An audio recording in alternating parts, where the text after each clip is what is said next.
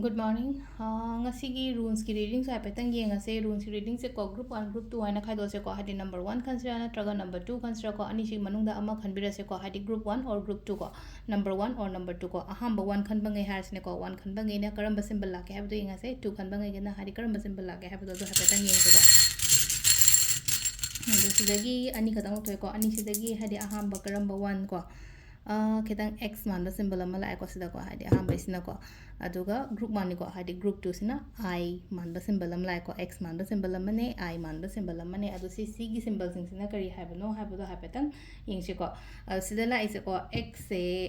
x hadi ba symbol se ko hadi blessings hara sine ko shona chan bi ba khot bi ba hai tar ko keno ma mayam mi nu shi bi mni khang de amani khang de ko adu maina gumba oi ko hadi aina thabak chatpa matamda aingonda phajana welcome torokpani khangde aina chatoriba thabak inkhang hadi mi duna phajana appreciate torokpani khangde amani khangde dumai toroga lai ko relationship ka ya phajana laigani ko hadi chathok photok ko matamda hai tare ko hadi amana amagi keno hoba hadi mutually benefit han harsine ko hadi magi su kana ba agi su kana ba adumaina gumba hai ko sharing toba se yam phai ko gift gumba kai gumba natraga aingonda keno ma changjaro khocharo habagi adugi sign ama su lai ko sigi ahambagi symbol se khoige number 2 ko number 2 gi I ma symbol sin amu kai no hai ga sida khoi khitang concentrate taw ko hadi thabak taw matam da ko hadi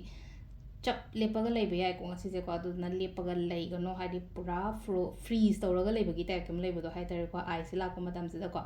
action low da ba hai sine ko adu gi hadi kanom taw gi kana har pura block taw gi type ta hai tar wakhan thok ta ba gumba dum ba khara lai gani ko adu hadi concentrate taw ba ngam magadi focus taw ba ngam magadi ngasai gi hadi block lai di ba ko li mam da adum ba mam da hang do ra kani na adu duna khatang thabak taw matam da concentrate taw focus kumba taw hadi blockages lai di se ko hadi lep thoga lai gano kana ko hadi lepaga lai ba ko pa hai tar ko hadi kanom taro hadi chap long lepaga lai gano ba ai ngasi as ai tawning dre ai hai je hadi wakhanda nungai traga de hadi tawning da ba su yana ko aduna hadi lepaga lai gano aina tawge na khaliwa poto taw wi ba pangthok wi ba na harasine ko sita ko